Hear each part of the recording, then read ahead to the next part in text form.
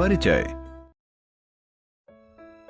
जब कोई वस्तु समय के साथ अपना स्थान बदलती है तो कहते हैं कि वह गतिशील है। जब हम गति की बात करते हैं तो हमारे दिमाग में सबसे पहले कारें, बसें, ट्रेनें, हवाई जहाज इत्यादि जैसी चीजें आती हैं। हालांकि दूसरी वस्तुओं में भी गति होती है। एक बड़ी दीवार घड़ी को याद करने की कोशिश कीजिए। क्या आपको याद है कि घड़ी की तली में एक लंबी छड़ी होती थी जिससे एक छोटा गोला जुड़ा हुआ होता था? यह एक लोलक है। यह सेकंड की सुई के टिक टाक के साथ तारतम्य बनाते हुए आगे पीछे गति करता है। इस पाठ में हम सरल लोलक या लोलक के बारे में चर्चा करेंगे। उद्देश्य। इस पाठ के अंत में आप निम्न करने में सक्षम हो जाएंगे। सरल लोलक को परिभाषित करना, आवर्ती या दोलन गति और सरल लोलक के आवर्त काल को परिभाषित करना, एक समान और असमान गति के बीच विभेद करना, दूरी समय ग्राफ बनाना।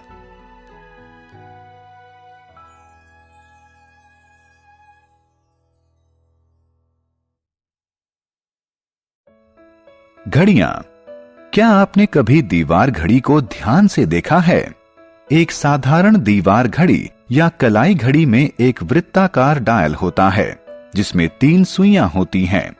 वृत्ताकार डायल 12 बराबर भागों में बटा होता है और प्रत्येक भाग 5 मिनट का प्रतिनिधित्व करता है।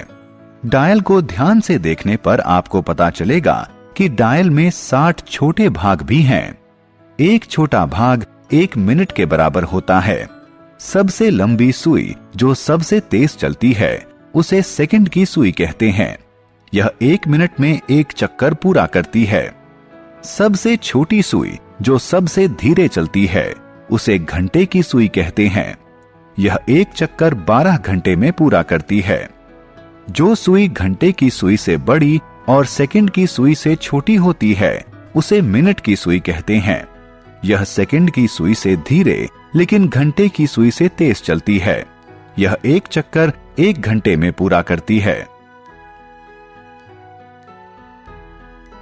सरल लोलक। सरल लोलक में धातु के एक छोटे गोले को धागे से बांधकर लटकाया जाता है। धातु के गोले को लोलक का गोलक कहते हैं।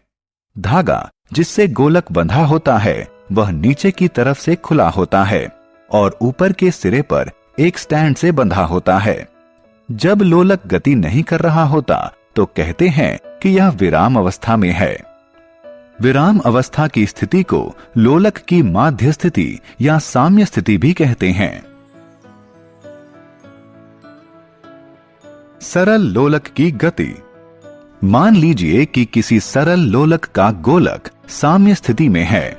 यदि हम इसे किसी एक तरफ बाएं या दाएं ले जाकर छोड़ दें तो यह इधर उधर गति करने लगता है। किसी सरल लोलक के इधर उधर की गति करने को इसकी आवर्ती गति कहते हैं। लोलक द्वारा एक तरफ से दूसरे तरफ की गई एक पूरी गति को एक दोलन कहते हैं। लोलक एक दोलन पूरा कर लेता है जब इसका गोलक इसकी साम्य स्थिति O से आरंभ करके एक चरम स्थिति A तक, फिर वहां से दूसरी चरम स्थिति B तक और फिर वापस O पर आ जाता है। लोलक तब भी एक दोलन पूरा करता है जब इसका गोलक एक चरम स्थिति A से दूसरी चरम स्थिति B पर तथा B से वापस A पर आ जाता है।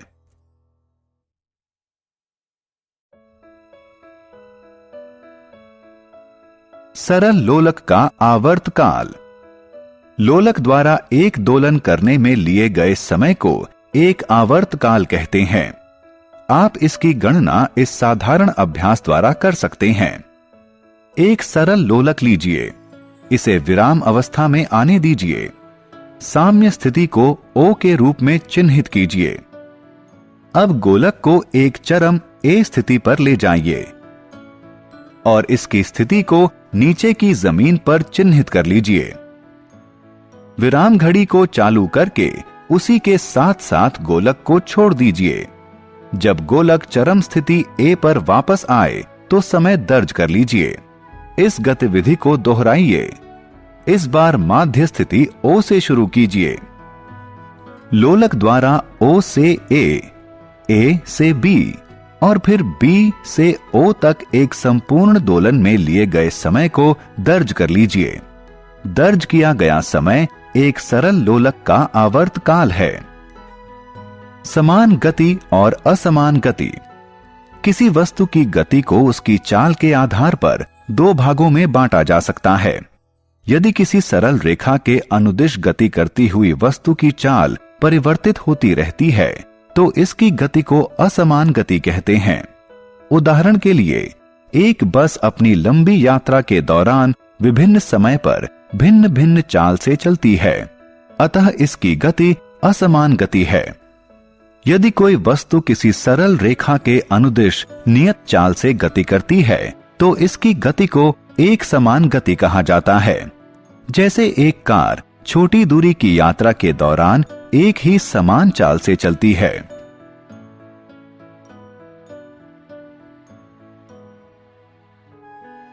दूरी समय ग्राफ। वस्तु की गति को दूरी समय ग्राफ की सहायता से चित्र के रूप में प्रस्तुत किया जा सकता है। इसके लिए पहले x अक्ष को दर्शाने के लिए एक क्षैतिज रेखा खींचिए। फिर y अक्ष को दर्शाने के लिए एक ऊर्ध्वाधर रेखा खींचिए। इन्हें OX और OY के रूप में चिन्हित कीजिए। x अक्ष के अनुदिश समय का माप दर्शाइए और y अक्ष के अनुदिश दूरी का माप दर्शाइए। संबंधित अक्षों पर दूरी और समय के मान अंकित कीजिए। अब ग्राफ पेपर पर दूरी और समय के प्रत्येक समुच्चय को दर्शाते हुए बिंदु अंकित कीजिए। ग्राफ पर अंकित सभी बिंदुओं को मिला दीजिए। इससे आपको एक सरल रेखा दूरी समय ग्राफ प्राप्त होगा जो यह दर्शाता है कि वाहन एक नियत चाल से चल रहा है। इस ग्राफ की सहायता से हम किसी समय विशेष में वाहन द्वारा तय की गई दूरी ज्ञात कर सकते हैं। हम प्रस्थान बिंदु से किसी विशेष दूरी को तय करने में लगे समय को ज्ञात कर सकते हैं। इसी प्रकार हम चाल की गणना भी कर सकते हैं। सारांश। आइए हमने जो कुछ सीखा है उसे संक्षेप में दोहराएं। एक सरल लोलक के इधर उधर गति करने को आवर्ती या दोलन गति कहते हैं। सरल लोलक द्वारा एक दोलन करने में लिया गया समय सरल लोलक का आवर्त काल कहलाता है। यदि कोई वस्तु एक सरल रेखा के अनुदिश एक समान चाल से गति करती है तो इसकी गति को एक समान गति कहते हैं। यदि कोई वस्तु एक सरल रेखा के अनुदिश परिवर्तित होती चाल से गति करती है तो इसकी गति को असमान गति कहते हैं।